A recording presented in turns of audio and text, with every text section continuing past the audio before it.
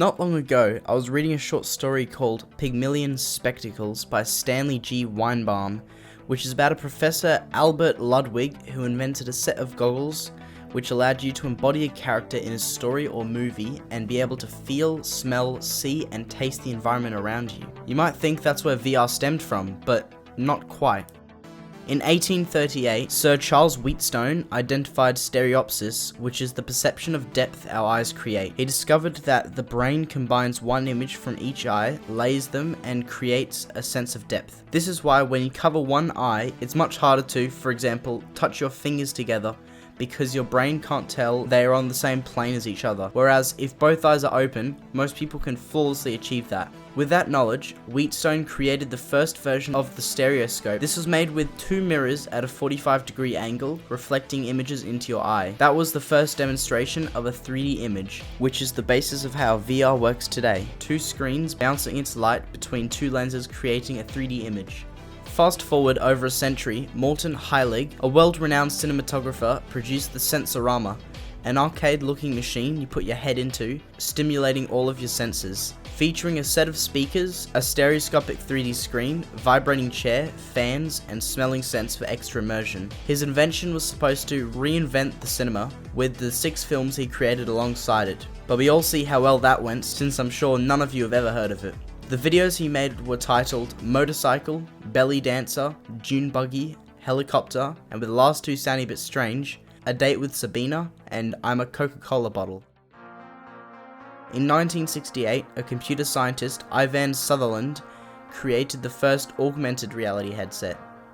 Augmented reality is different to virtual reality because it uses the real world and places virtual objects on top of it instead of creating a new world. The Sword of Damocles was a large heavy headset connected to the computer that the user had to be strapped into. The video quality in simulation was very poor and basic, with just a cube floating in the air as its demo, but it's the precursor to the newer AR headsets like the Microsoft HoloLens.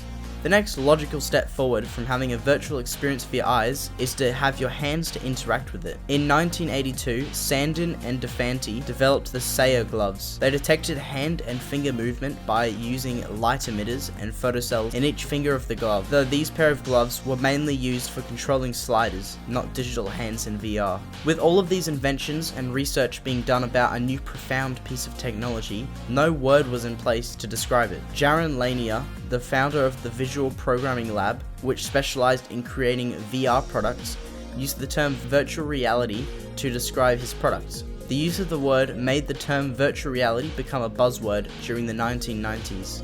VPL released a range of VR gear like the Data Glove, iPhone, and Audio Gear. The Data Glove was a device like the Sayer gloves, using the hands and fingers as an input to control virtual objects. The iPhone is a virtual reality headset that uses the Data Glove to be able to view and interact with objects.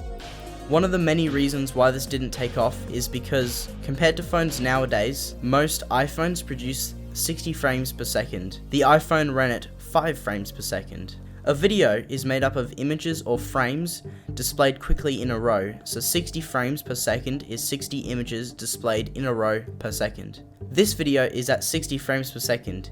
If I were to reduce it down to 5, this is sort of how it would look in the headset. Kinda trash, right?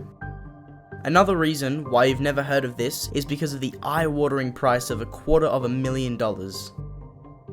The general consumer was just becoming aware of this new tech, and it seems like NASA was too. In 1991, one of NASA's scientists, Antonio Medina, developed a system to be able to drive their Mars rover from Earth in a VR headset. The view and controls were streamed from Mars to Earth through a system called Computer Simulated Teleoperation. Then the year after, The Lawnmower Man was released, introducing the concept of virtual reality to the broader public. This movie was loosely based on Jaron Lanier, the guy who popularized the term virtual reality. Dr. Lawrence Angelo was a scientist who used VR on a person with learning difficulty to give him greater intelligence using real VPL technology in the film.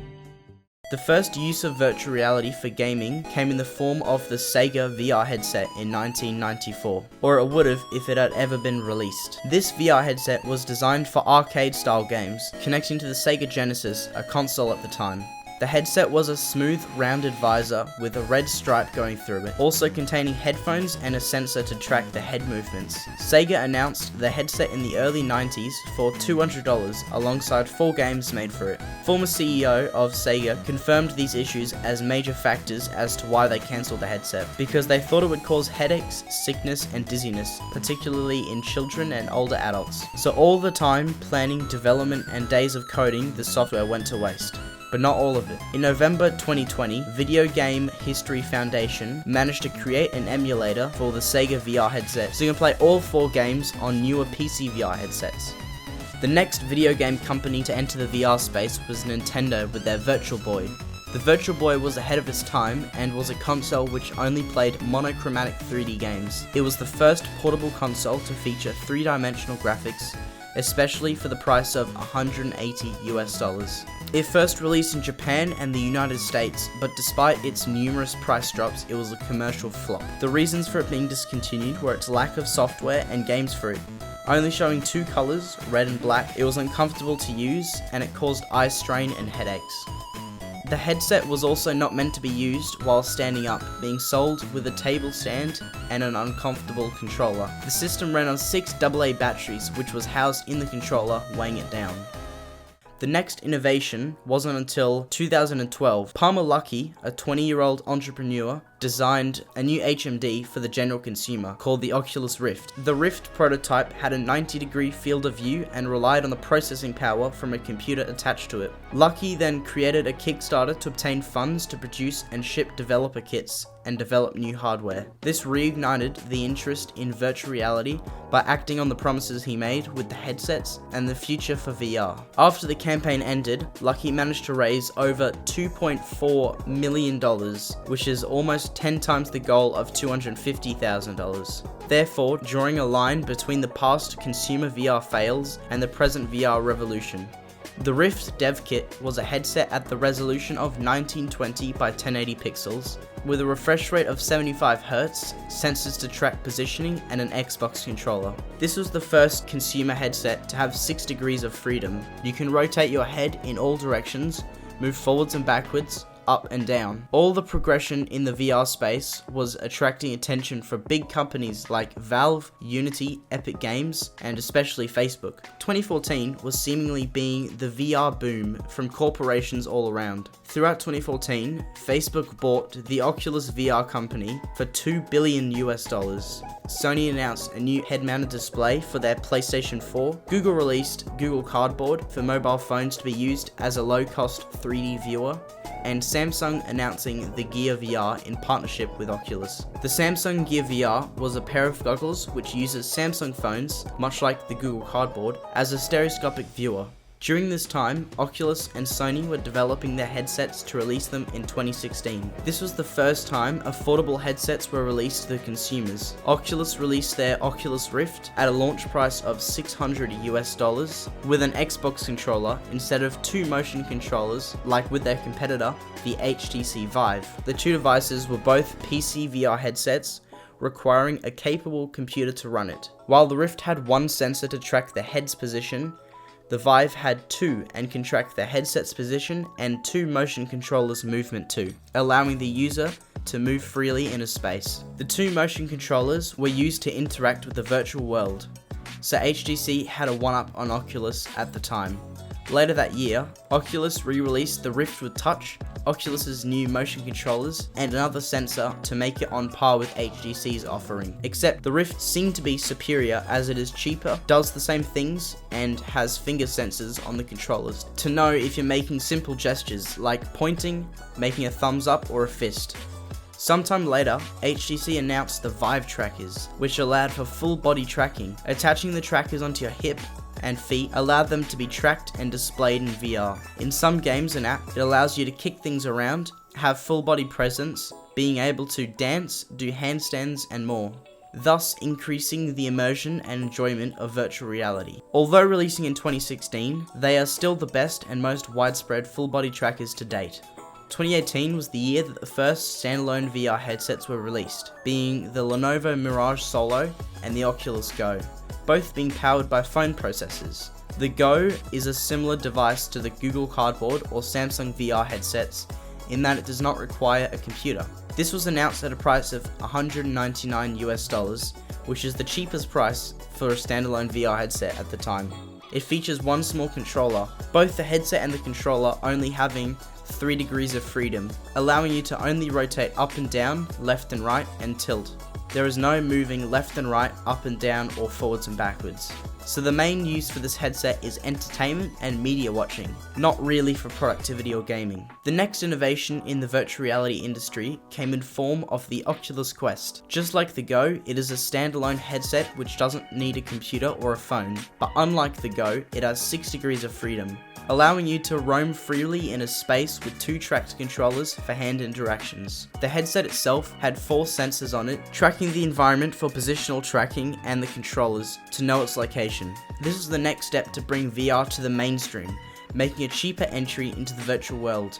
All you need with the Quest is the headset itself. Inside it, essentially it has a Samsung S8. Later, it got hand tracking with a software update, being able to track the positioning and finger movement of your hands without any extra cameras or gloves to wear. In 2021, Facebook, who owned Oculus, created a parent company overarching Facebook called Meta, showing their focus moving towards the metaverse. Currently, Meta's Reality Labs has 17,000 people out of their total 77,000 people working at Meta, accounting for well over a fifth of Meta's employees, according to The Verge. This does show the growth in the VR and AR industry.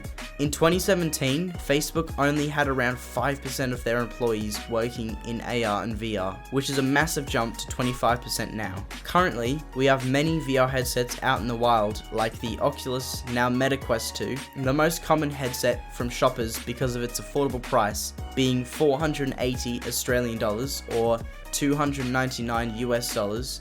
Meta owns pretty much 100% of the Western standalone market, as Meta can sell these headsets at a loss due to the fact of them collecting data and information and selling it to other companies. Meta also has the majority of PC VR headsets on Steam, a game client for PC and Mac. This being from the low entry costs for the headsets like the Rift S, Quest, and Quest 2. The popularity is shown by the Steam PC VR headset chart, with Meta taking up almost 60% of the PC VR headsets used on Steam, roughly 50% of it being the Quest 2. This is because most PC VR headsets are in the ballpark of $800 to $2,000 US for similarly capable headsets, while Meta is selling their headsets at a loss to dominate and control the industry. The future of VR innovations is predicted to be gloves with precise finger tracking, which can also restrain your fingers when holding an object to feel the shape and texture of the items. Currently, there are a couple of gloves in development, but all of the announced ones are for enterprise use with $1,000+ prices to go alongside it.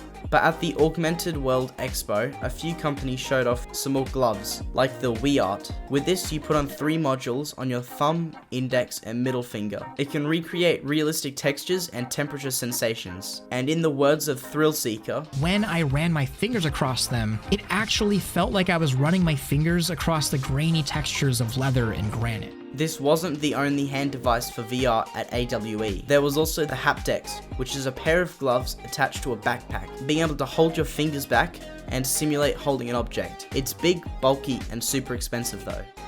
The future is endless for VR, and what it can be used for and do. VR technology will only improve in the future and has become more mainstream, with more headsets being sold year after year. This has been a brief history of VR. There are parts I did have to remove to make this shorter, otherwise this would go on for hours on end. But thanks for listening, and I'll see you in another reality.